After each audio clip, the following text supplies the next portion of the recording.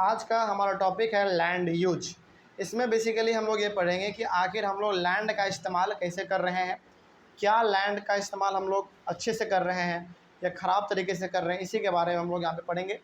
देखिए इसमें कहा गया है land use simply means how we use our land. Land use का सिंपल सा मतलब क्या है? लैंड यूज का सिंपल सा मतलब है कि हम लोग अपने लैंड का इस्तेमाल कैसे कर रहे हैं। ठीक है, चलिए इसके बारे में और जानकारी करते हैं आखिर इकट्ठा कि क्या है।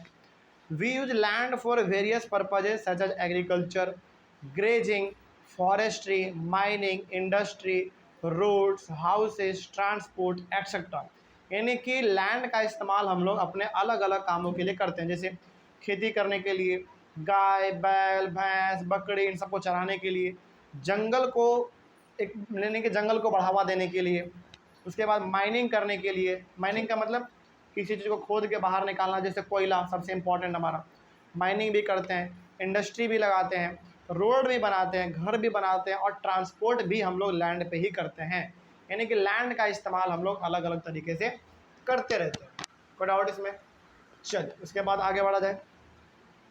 उसके बाद है the use of land is determined by physical factors such as topography, soil, climate, minerals and availability of water.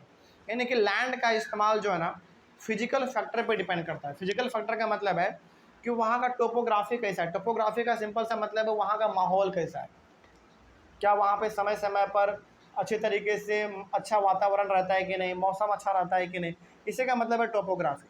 तो किसी भी जगह पर लैंड का इस्तेमाल हम लोग तभी करेंगे जब वहाँ का माहौल अच्छा होगा, ऑब्वियस सी बात है। उसके बाद फिर सॉइल, वहाँ का मिट्टी कैसा है, वहाँ का क्लाइमेट कैसा है, वहाँ पे मिनरल पाए जाते हैं कि नहीं पाए जाते हैं, वहाँ पे पानी पाया जाता है कि नहीं पाया जाता। तो जहाँ पे ये सब चीज़ हमको मिल जाए, ऑब्वियस सी बात है हम लोग वहाँ पे लैंड का इस्तेमाल करना शुरू कर देंगे। जैसे मान लीजिए पानी का कमी यदि कहीं पर है तो क्या वहाँ पे हम रहना चाहेंगे कभी?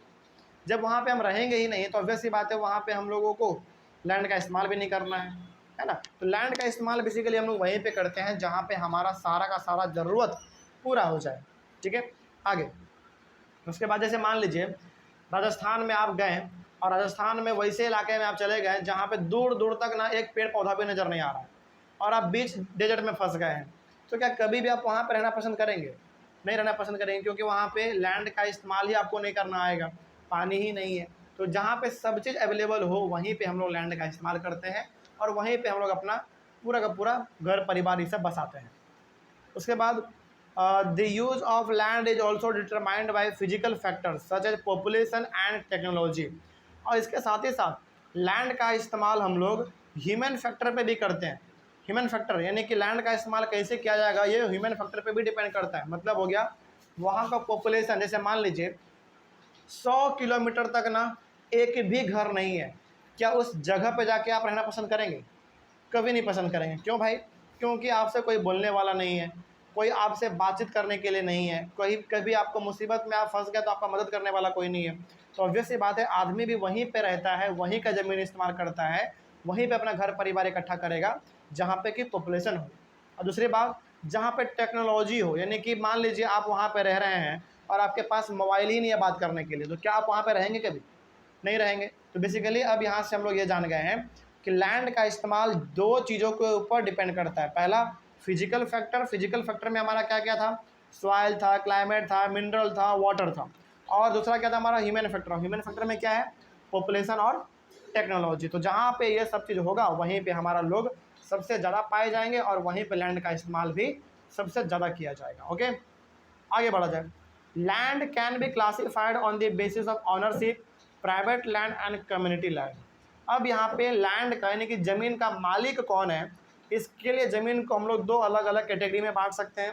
पहला हमारा है प्राइवेट लैंड और दूसरा हमारा है कम्युनिटी लैंड। अब प्राइवेट लैंड और कम्युनिटी लैंड क्या है इसके बारे में देख लीजिए, नाम से मालूम चल रहा है आपको। Private land is owned by individual, यानी कि प्राइवेट लैंड का मतलब है कि वो ज़मीन जो कि आपका खुद का है, जिसको कि आपने पैसे देकर खरीदे हैं, उसको हम लोग कहते हैं प्राइवेट लैंड। लेकिन कम्युनिटी लैंड क्या है देख लो। Community land is owned by the community for common use like collection of fodder, fruits, medicinal plants etcetera. और कम्युनिटी लैंड का मतलब होता है वो ज़मीन जो किसी एक इंसान का नहीं है बल्कि उस मोहल्ले में, उस गली में रहने वाले सारे लोगों का है, वो हो गया हमारा कम्युनिटी लैंड। कम्युनिटी लैंड का एग्जांपल यदि मैं आपको बताऊं तो आप ऐसा जगह मान लो जो कि हर कोई इस्तेमाल कर सकता है। इसका सबसे बेहतरीन एग्जांपल मैं आपको बताऊं तो आपका पार्क, पार्क भी एक कम्युनिटी लैंड ही है। उस पार्क का इस्तेमाल कोई भी कर सकता है। क्या पार्क कभी भी किसी एक इंसान का होता है क्या? नहीं होता, उसका तो कोई भी इस्तेमाल कर सकता है। तो ये हो गया हमारा कम्युनिटी लैंड। उसी प्रकार से कम्युनिटी लैंड में आप मेडिसिनल प्लांट ले सकते हो, कोई भी ले सकता है, वो वहाँ से फल ले सकते हो, फूल ले सकते हो, सब्जी ले सकते हो, साग ले सकते हो, साथ ही साथ अपने गाय बैल भैंस बकरी को चराने के लिए जो घास भूसा चाहिए आप वो भी वहाँ से ले सकते हो। कम्युनिटी लैंड का सिंपल सा मतलब है जो कि सब कोई इस्तेमाल कर सकता है। लेकिन क्या प्राइवेट लैंड में ऐसा है? नहीं, प्राइवेट लैंड में यदि आप किसी के सामानों को उठा के लेके चले गए ना तो फिर आपको मारते पीटते हैं वो लोग। ठीक है, आगे community land is also called common property resource. Community land को ना कॉमन प्रॉपर्टी रिसोर्स भी कहा जाता है। क्यों कहा जाता है? क्योंकि इसका इस्तेमाल लगभग हर इंसान कर सकता है। ठीक है, कोई भी कर सकता है। People and their demands are growing but the availability of land is limited. सोचो ये ना, ये इंपॉर्टेंट पॉइंट है बहुत, मतलब ये बहुत इंपॉर्टेंट पॉइंट है। इसमें कहा यह जा रहा है कि आदमी का डिमांड लगातार बढ़ रहा है, ज़रूरत लगातार बढ़ रहा है, लेकिन हमारा ज़मीन ही नहीं बढ़ रहा है। क्या ज़मीन कभी बढ़ेगा? कभी नहीं बढ़ेगा। यानी कि जैसे जैसे जैसे हम लोगों का ज़रूरत बढ़ा, हम लोगों ने शॉपिंग मॉल बना लिया, हम लोगों का ज़रूरत बढ़ा, हम लोगों ने सिनेमा हॉल बना लिया, हम लोगों को ज़रूरत पड़ा, हम लोगों ने पार्क बना लिया। तो आदमी का जो डिमांड है, जो ज़रूरत है, वो लगातार बढ़ रहा है, लेकिन ज़मीन नहीं बढ़ रहा है। तो एक समय ऐसा आएगा जब आपको ना हाथ फैलाने के लिए भी जगह नहीं मिलेगा। सुनकर बड़ा आश्चर्य लग रहा होगा, लेकिन ऐसा होगा। क्या ऐसा सिचुएशन अभी आपको ट्रेन में देखने को नहीं मिलता है? बिल्कुल मिलता है। क्या बसों में देखने को नहीं मिलता है? बिल्कुल मिलता है। क्यों ऐसा हो रहा है? क्योंकि वहाँ पे पॉपुलेशन क्या, हाँ, ट्रेन और बस में जो खड़े रहने का तक की जगह नहीं है। सोचो इसी प्रकार से लगातार पॉपुलेशन बढ़ता रहा तो आप एक समय ऐसा आएगा, हालांकि अभी नहीं, 1000 साल बाद, 2000 साल बाद, लेकिन ऐसा समय जरूर आएगा जब आप हाथ फैलाने के लिए आपके पास स्पेस नहीं होगा। मतलब कि आप चलेंगे ना तो आपको हर वक्त ट्रैफिक मिलेगा। ऐसा सिचुएशन भी आने वाला है।